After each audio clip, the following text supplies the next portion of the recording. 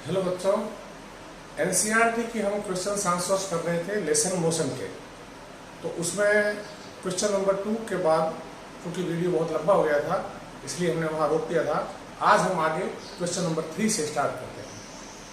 Question 3, Abdul while driving to school computes the average speed for his trip to be 20 km per hour.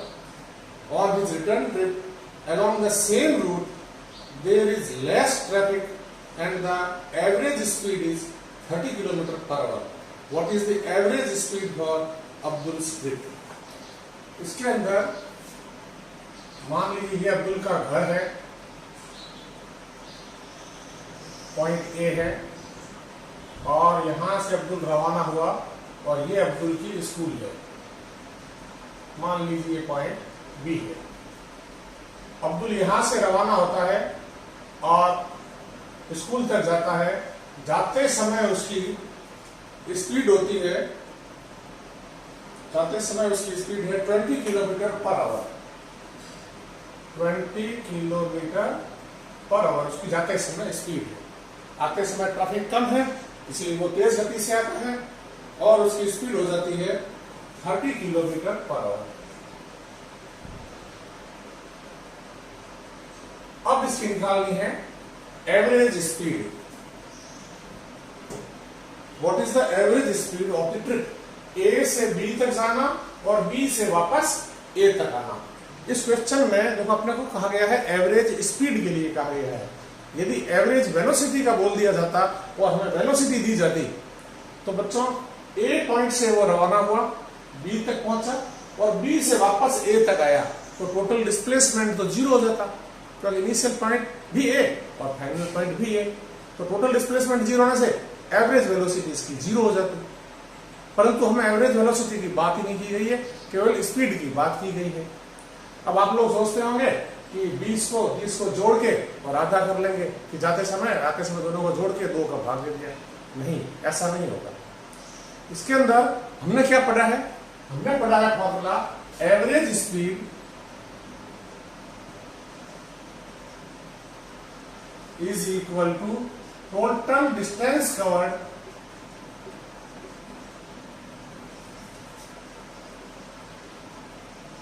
divided by total time taken।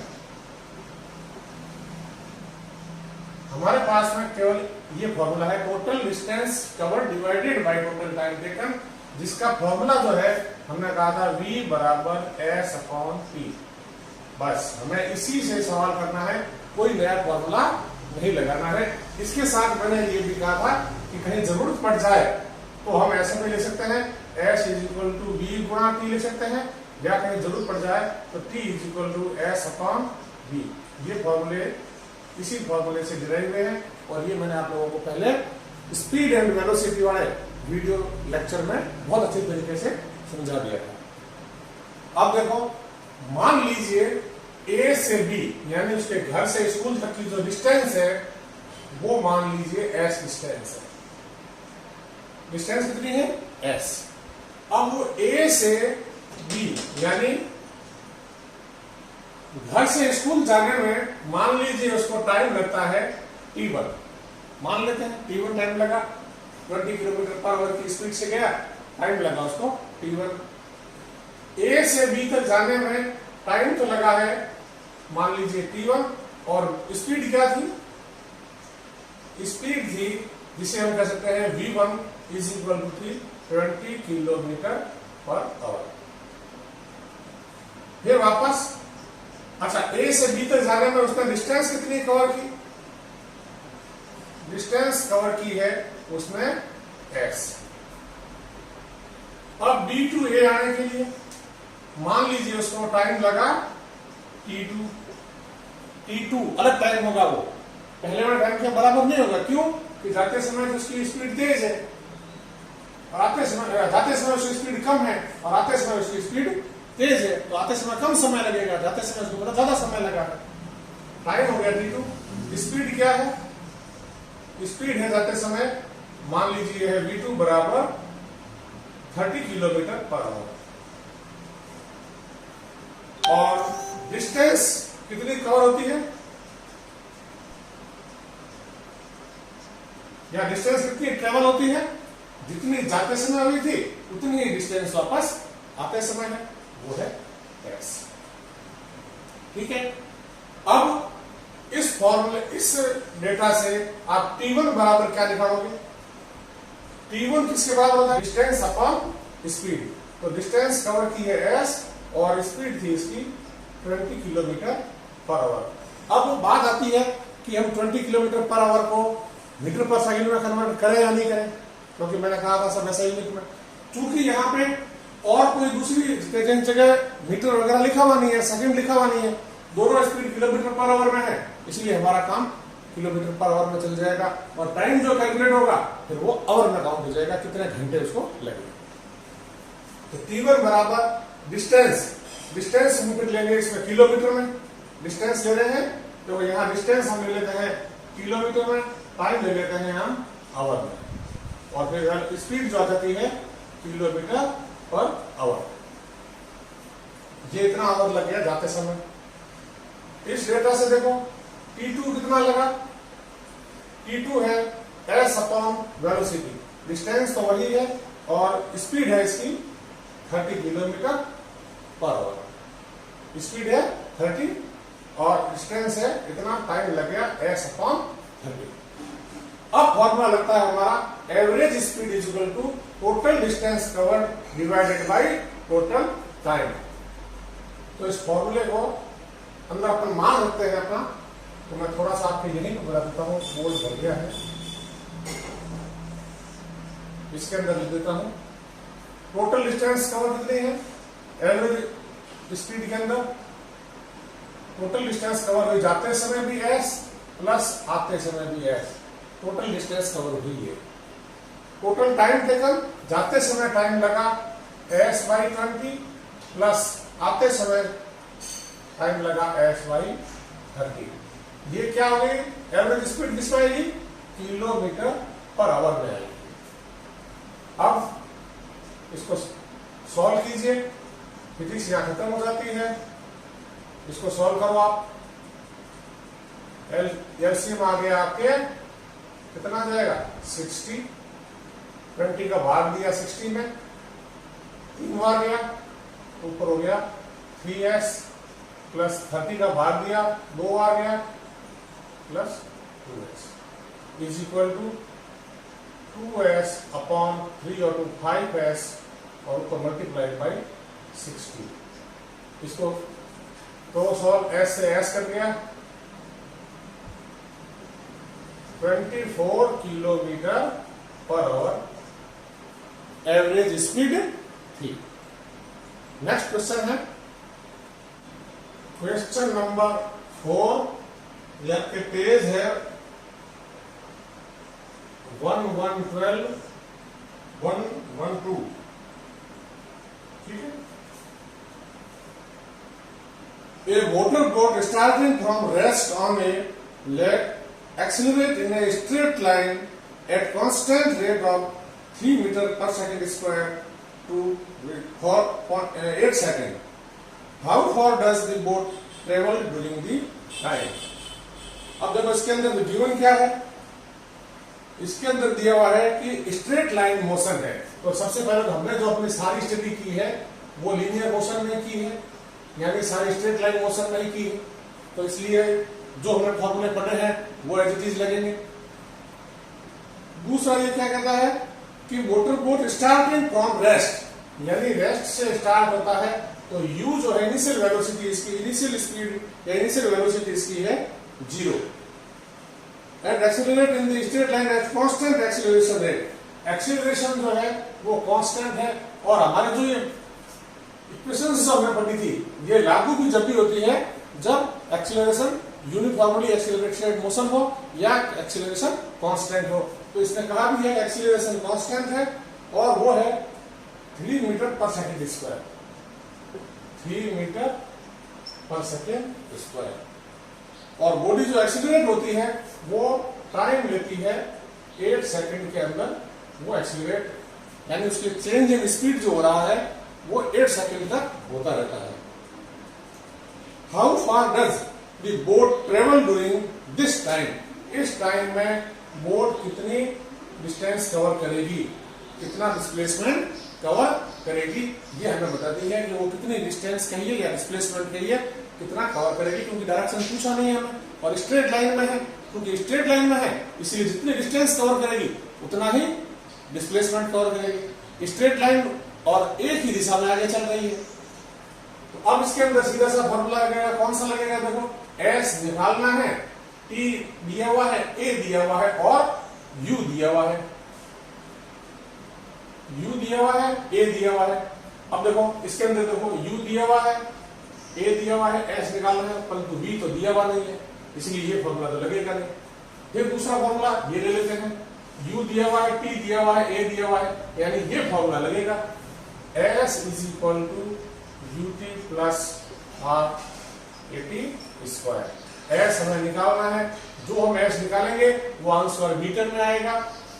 u का मान दिया हुआ है 0, तो 0 को t से मल्टीप्लाइड किया, t का मान है t का मान है 8, तो 0 मल्टीप्लाइड बाई 8, तो ये तो हो गया 0 प्लस हाफ। a का मान दिया हुआ है 3 और t का मान दिया हुआ है 8 का स्क्वायर, तो कितना हो गया ये, half multiplied by 3 into 8 multiplied by 8 is equal to 64। इसको इससे किया सरल हो गया 32 को 3 से गुणा किया तो 3 6 96 क्या मीटर। तो वो डिस्टेंस कितनी ट्रेवल करेगी, 96 मीटर, यही डिस्टेंस है और यही डिस्प्लेसमेंट। नेक्स्ट क्वेश्चन देखते हैं, a driver of a car travelling at 52 kilometre per hour applies the brake and accelerate uniformly in the opposite direction. The car stops in 5 seconds. Another driver going at 3 km per hour in another car applies his brake slowly and stops in 10 seconds. On the same graph paper, plot the speed versus time. अब बच्चों ये आ गया graph का सवाल। Graph मैंने आपको अभी तक पढ़ाया नहीं है, जब ग्राफ में पढ़ाऊंगा, पहले मेरा विचार था कि पहले ग्राफ पढ़ा के फिर आपको सारे सवाल सॉल्व कर लूं, तो बच्चों की डिमांड थी कि हमें कुछ सवाल बताओ, ये सवाल बताओ, तो मैंने कहा कि ग्राफ के सवाल छोड़ के मैं आपको सारे सवाल बता देता हूं, फिर जब ग्राफ का टॉपिक बताऊंगा तब ये जो छूटे हुए सवाल है ये उस समय ग्राफ के साथ ही सारे के सारे मैं करवा दूंगा। तो ये सवाल करके अपन छोड़ते हैं। क्वेश्चन नंबर 7,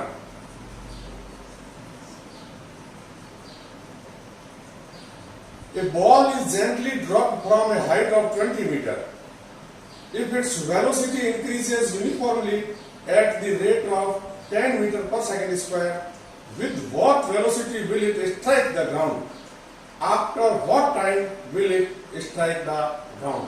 देखो ये सवाल आ गया है वर्टिकल मोशन का। वर्टिकल मोशन में हमारे इक्वेशंस लगेगी ये इक्वेशंस।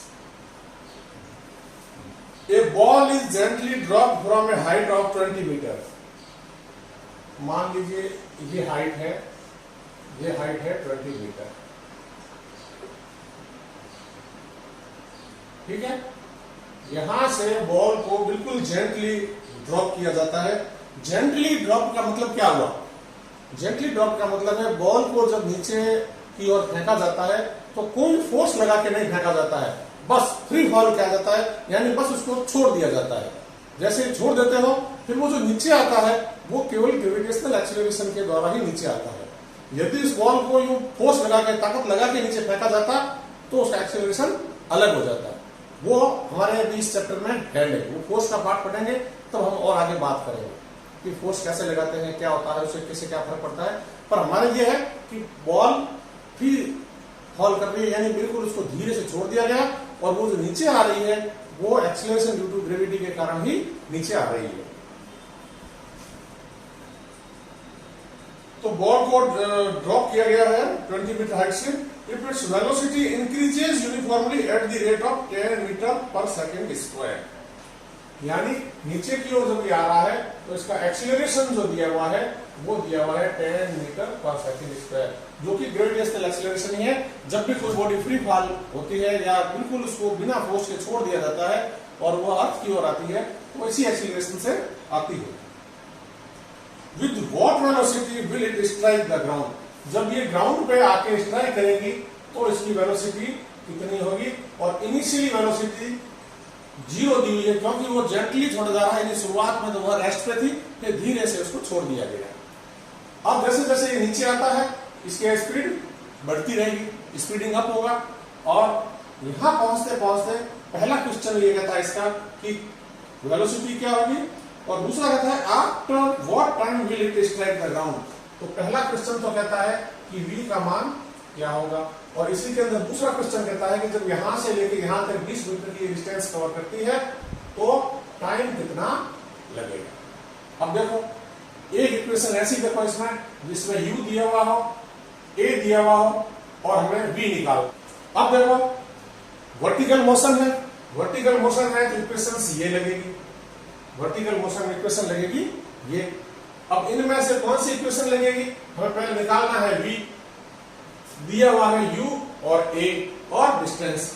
तो देखो v का मान निकालना है, u दिया हुआ नहीं है, ये दिया हुआ है पर टाइम दिया हुआ नहीं है, इसलिए ये इक्वेशन तो निकलेगी नहीं। इस इक्वेशन में देखते हैं तो डिस्टेंस हमें दी हुई है कितनी उसमें ट्रैवल की, u का मान 0 है पर t का दिया हुआ नहीं है, g हमें दिया हुआ है, जो एक्सीलरेशन है वो हमें दिया हुआ है, और इसके अंदर v का मान निकालना है, u का मान 0 है, g का मान ये है और ये दिया हुआ है। अब आप यदि ये क्वेश्चन लगाते हैं तो ये क्वेश्चन आपके हो जाएगा, v square is equal to u square minus 2gs।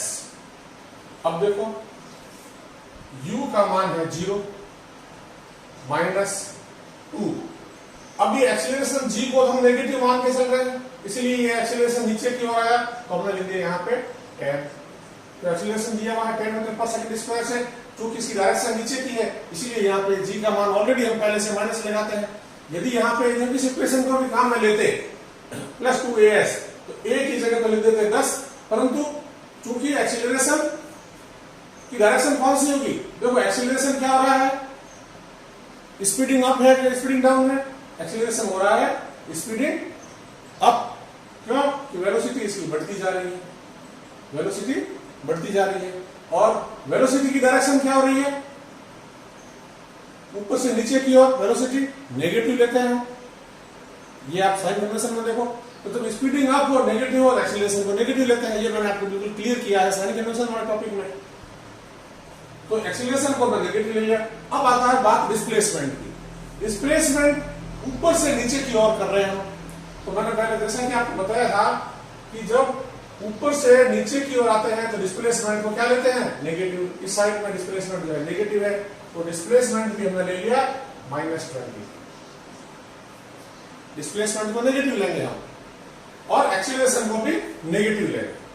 तो ये नेगेटिव नेगेटिव मल्टीप्लाई हो गया पॉजिटिव, ये हो गया 2 × 10 × 10, कितना हो गया, v square is equal to 400। तो v का मान आ गया √400 is equal to 20 metre per second. Metre per second क्यों कि ये सारा का सारा ऐसा यूनिट में मीटर और सेकंड में चलेगा। अब आता है नेक्स्ट क्वेश्चन, सेकंड टाइम निकालना हमें कि यहां से यहां तक आने में टाइम कितना लगेगा। अब देखो हमारे पास में v गिवन है, u गिवन है, डिस्टेंस गिवन है, a गिवन है, और टाइम निकालना है। अब आप इनमें से कौन सा फॉर्मूला ले सकते हो, v दिया हुआ है, u दिया हुआ है, a दिया हुआ है, टाइम से भी निकाल सकते हो। डिस्टेंस दी हुई है, ये दिया हुआ है, ये दिया हुआ है, टाइम से भी निकाल सकते हो, और इसके अंदर टाइम का फैक्टर है नहीं, या यूं कह लीजिए कि तीसरी वाली जो इक्वेशन है इसमें टाइम का फैक्टर है नहीं। तो पहली या दूसरी किसी एक इक्वेशन में आप मान रख के और अपना निकाल लीजिए। क्वेश्चन 8 है, वो भी ग्राफ का है। क्वेश्चन 9 कहता है state which of the following situations are possible and give an example for each of these. पहली सिचुएशन है an object with a constant acceleration but with zero velocity। क्या ऐसा हो सकता है कि एक ऑब्जेक्ट जिसका एक्सीलरेशन तो हो कांस्टेंट बट वेलोसिटी हो उसकी 0, क्या ऐसा हो सकता है?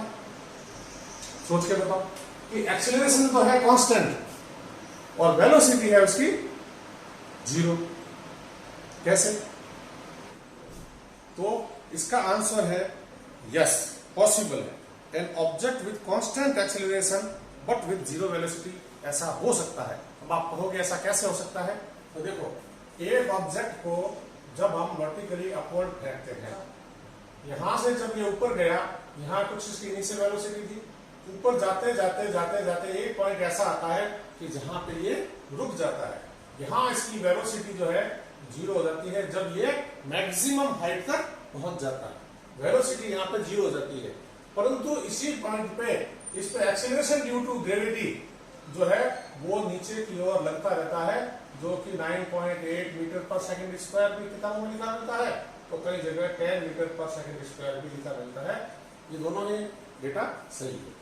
तो ये पॉसिबल है कब? कि जब किसी ऑब्जेक्ट को हम वर्टिकली अपवर्ड फेंकते हैं और वो अपनी मैक्सिमम हाइट को कवर कर लेता है, तो मैक्सिमम हाइट के ऊपर वो एक बार थोड़ी देर के लिए रुक जाता है, वहां उसकी वेलोसिटी जीरो हो जाती है, परंतु उस पर एक्सीलरेशन ड्यू टू ग्रेविटी लगता रहता है। पार्ट बी है an object moving with an uniform acceleration but with uniform speed. इस क्वेश्चन में देखो, ये स्पीड शब्द दिया हुआ नहीं होता और यहाँ वेलोसिटी शब्द दिया होता तो क्वेश्चन अलग होता, और यहाँ पे चूंकि स्पीड शब्द दिया हुआ है इसलिए क्वेश्चन ये अलग है। तो इसका उत्तर है यस, पॉसिबल है। अब बताओ कैसे पॉसिबल है? वेलोसिटी जो होती है वो क्या होती है? वेलोसिटी के अंदर, वेलोसिटी का मतलब होता है टोटल डिस्प्लेसमेंट और डिवाइडेड बाय टोटल टाइम। यानी वेलोसिटी के अंदर जो है मैग्नीट्यूड और डायरेक्शन, हम दोनों चाहिए होता है। वेलोसिटी के अंदर मैग्नीट्यूड और डायरेक्शन। वेलोसिटी का मैग्नीट्यूड जो है वो एक स्ट्रेट लाइन मोशन है, ध्यान रखना, एक स्ट्रेट लाइन मोशन है, एक ही दिशा में ऑब्जेक्ट चल रहा है और लीनियरली चल रहा है। तो वेलोसिटी का मैग्नीट्यूड जो होता है वही स्पीड होता है। क्योंकि यदि स्पीड अलग कब होगा वेलोसिटी से? जब पाथ केवल अलग हो। यदि पाथ ही डिस्प्लेसमेंट हो रहा है, कोई लंबा चौड़ा रास्ता नहीं लेके सीधा शॉर्टेस्ट डिस्टेंस ही कवर की जा रही है, तो स्पीड और वेलोसिटी सेम होगी, परंतु डायरेक्शन तो फिर भी वेलोसिटी के होगी, स्पीड की डायरेक्शन नहीं होगी। तो magnitude of velocity in linear motion या in straight line motion is equal to speed. तो अब ये कह रहा है कि स्पीड तो हो कांस्टेंट, पर वेलोसिटी जो है एक्सीलरेशन उसका वो कांस्टेंट, और स्पीड जो है यूनिफॉर्म स्पीड है और कांस्टेंट एक्सीलरेशन। ऐसा क्या हो सकता है क्या? तो देखो, एक्सीलरेशन जो है ये क्या होता है? चेंज इन वेलोसिटी, यानी वेलोसिटी में चेंज होना डिवाइडेड बाय कितना टाइम लगे। एक्सीलरेशन होता है चेंज इन वेलोसिटी या rate of change of velocity या change in velocity divided by time taken to change the velocity. अब वेलोसिटी में चेंज कब होता है? वेलोसिटी में चेंज दो जगह होता है, या तो स्पीड में चेंज हो तो वेलोसिटी में चेंज हो जाएगा, या डायरेक्शन में चेंज हो तो वेलोसिटी में चेंज हो जाएगा, या स्पीड और डायरेक्शन दोनों में चेंज हो तो वेलोसिटी में चेंज हो जाएगा। वेलोसिटी में चेंज कब होगा? इन स्ट्रेट लाइन मोशन की हम बात कर रहे हैं अभी, जिसमें स्पीड वेलोसिटी का मैग्नीट्यूड है। तो वेलोसिटी में चेंज कब होगा? जब उसकी या तो स्पीड चेंज हो, यानी कि मैग्नीट्यूड ऑफ वेलोसिटी चेंज हो, या डायरेक्शन चेंज हो। एक्सीलरेशन में हम क्या कहते थे?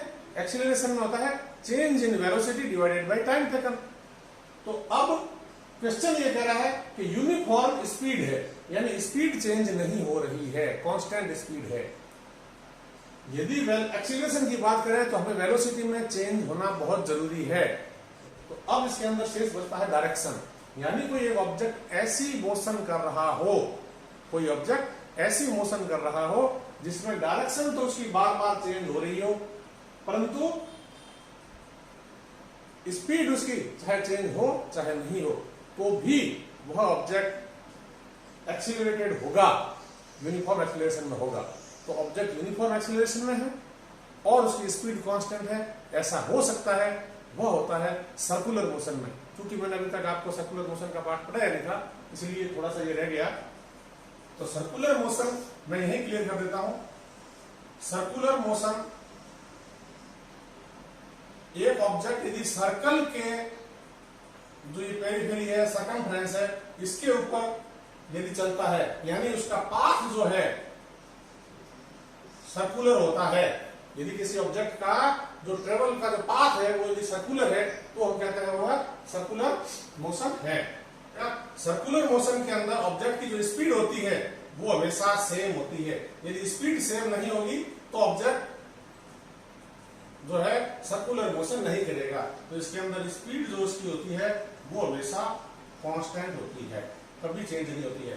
परंतु एक ऑब्जेक्ट यहां जा रहा है तो इसकी डायरेक्शन जो होगी, अब सर्कुलर मोशन में डायरेक्शन निकाला कैसे जाए वो मैं आपको थोड़ा सा बताता हूं। वेलोसिटी की डायरेक्शन निकालने के लिए जिस पॉइंट पे आपको वेलोसिटी की डायरेक्शन निकालनी है कि हमें इस पॉइंट पे वेलोसिटी की डायरेक्शन निकालनी है, उस पॉइंट पे आपको एक टेंजेंट खींचना पड़ेगा। आप कहोगे टेंजेंट क्या होता है?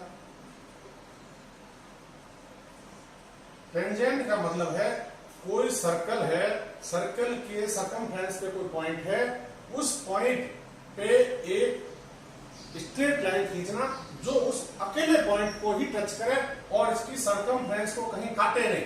ऐसा नहीं है कि ये इसको दो बिंदुओं पे काट ले, नहीं। टेंजेंट हमेशा एक पॉइंट से ही सर्कल को टच करती है, ये लाइन होती है टेंजेंट की। और यदि ऑब्जेक्ट इस दिशा में चल रहा है तो वेलोसिटी की स्पीड, वेलोसिटी की डायरेक्शन जो है वो इस दिशा में है। जब ऑब्जेक्ट घूम के यहां आ जाता है तो उसकी वेलोसिटी की जो डायरेक्शन है वो इस साइड में हो जाती है। यानी वेलोसिटी इसकी बार बार चेंज हो रही है। क्यों हो रही है? कि डायरेक्शन चेंज हो रही है, स्पीड इसकी सेम रह रही है। ये सर्कुलर मोशन है। और इसी सर्कुलर मोशन में मोशन की डायरेक्शन तो हो रही, मोशन जो चल रहा है वो सर्कुलर पाथ में चल रहा है। वेलोसिटी की डायरेक्शन कैसे निकलती है कि tangent at the point on circumference, circumference पे कोई भी पॉइंट है, किसी टाइम टर्म कहते हैं कि बताओ यहां इसकी वेलोसिटी कितनी है, तो जहां पे हम टेंजेंट खींचेंगे, टेंजेंट की जो डायरेक्शन होगी वो उस वेलोसिटी की डायरेक्शन होगी। यहां वेलोसिटी की डायरेक्शन जो है निकालने का ये तरीका है।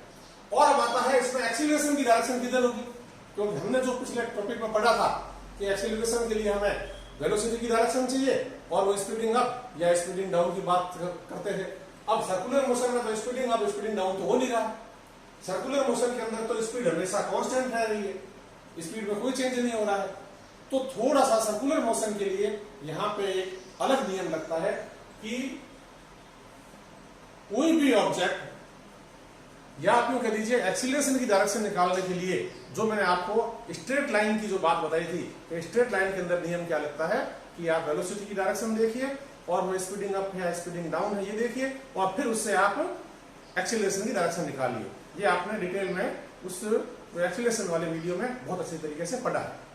परंतु सर्कुलर मोशन की यदि बात करते हैं, ये स्ट्रेट लाइन मोशन नहीं है, ये एक सर्कुलर मोशन है। तो यहाँ वेलोसिटी की डायरेक्शन तो निकलेगी आपके उस पॉइंट पे टेंजेंट खींच के, और एक्सीलरेशन की डायरेक्शन निकलेगी कि जिस साइड में उस ऑब्जेक्ट के ऊपर नेट फोर्स लग रहा है, जिस दिशा में ऑब्जेक्ट के ऊपर नेट फोर्स लग रहा है। तो इस सर्कुलर मोशन की डिटेल में स्थिति तो आप 11 में पढ़ोगे।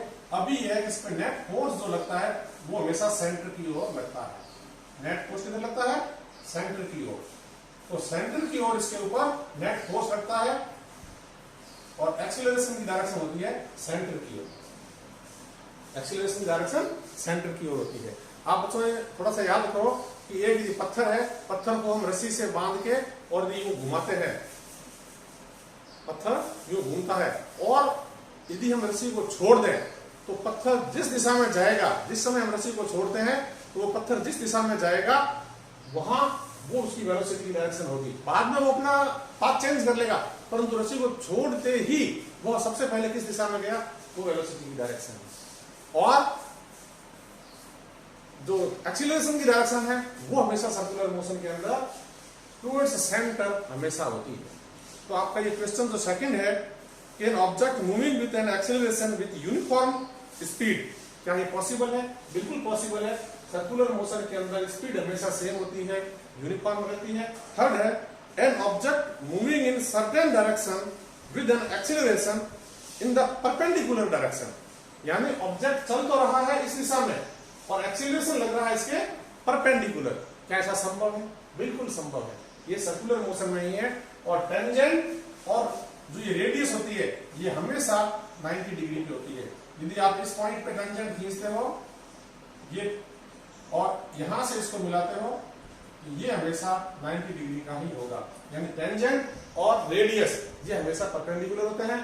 तो टेंजेंट की डायरेक्शन तो हो गई आपकी वेलोसिटी की, और towards centre along radius, towards centre जो है वो हो गई एक्सीलरेशन की डायरेक्शन। तो इसका भी उत्तर है, पॉसिबल है, ये हो सकता है। इसके बाद आता है question number 10। A artificial satellite is moving in a circular orbit of radius 42,250 kilometre. बच्चों ये सवाल में सर्कुलर मोशन का ही है।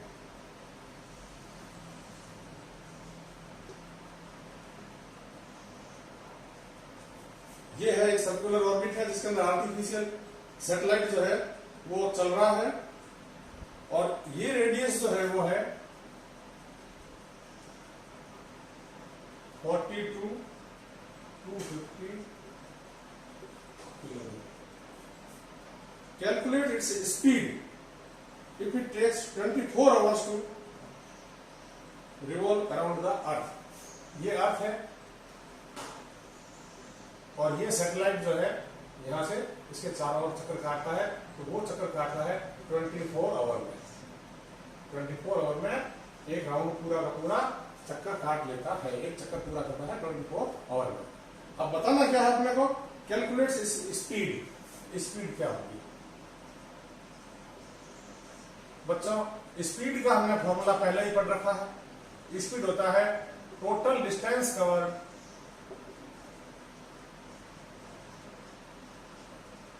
Divided by total time taken.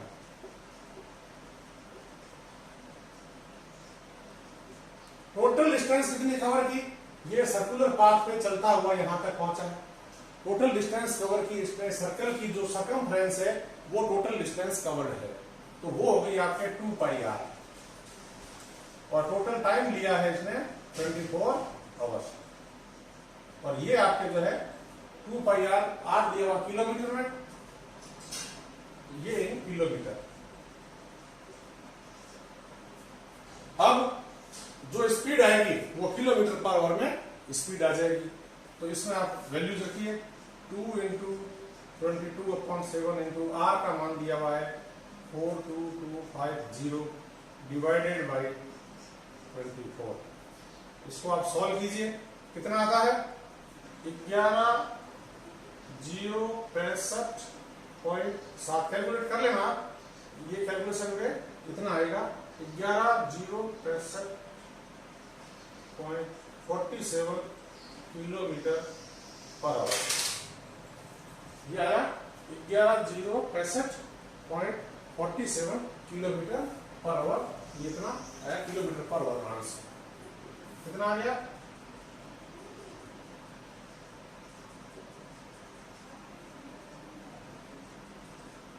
Answer है आपके। अब इसको आप जैसा क्वेश्चन में दिया हुआ हो कभी कोई कि भाई मीटर पर सेकंड में बताना है, किलोमीटर पर सेकंड में बताना है, या मीटर पर आवर बताना है। तो अब यदि क्वेश्चन में मान लो आपके जज गई और आपको आंसर देना है कि भाई मैं आवर की जगह सेकंड लिखूंगा, तो आप किलोमीटर पर सेकंड करना चाहते हो, तो ये 11,065.47 इंटू किलोमीटर रहने दीजिए, और आवर की जगह आप जो है 3600 का भाग देते हैं, तो ये सेकंड बन जाएगा। ये जो भी आपका आंसर आएगा ये किलोमीटर पर सेकंड में आएगा। यदि आप 11,065.47 इंटू 1000 डिवाइडेड बाय 3600 इसको सरल करते हो, तो ये जो आंसर आएगा वो आएगा आपके मीटर पर सेकंड। इस तरीके से इस सवाल को हम कर सकते हैं। कैलकुलेशन का पार्ट आप कर लिया करो, इसके लिए जो है अपन समय थोड़ा नहीं लगाएंगे। ओके, अब हमारे पास में बचते हैं ग्राफ से संबंधित कुछ सवाल और ग्राफिकल मेथड से संबंधित सारी जानकारी। नेक्स्ट वीडियो शायद एक बनेगा या 2 बनेगा, उसके अंदर ग्राफ से संबंधित मैं आपको टोटल डिटेल में बताऊंगा। अभी जो हमने सर्कुलर मोशन का एक छोटा सा टॉपिक था वो आज मैंने इसी में पूरा कर लिया। सर्कुलर मोशन की जो खास बात है मैं एक बार रिपीट कर देता हूँ। सर्कुलर मोशन के अंदर ऑब्जेक्ट की जो ट्रैजेक्टरी है, जो पाथ है, वो सर्कुलर होता है, नंबर 1।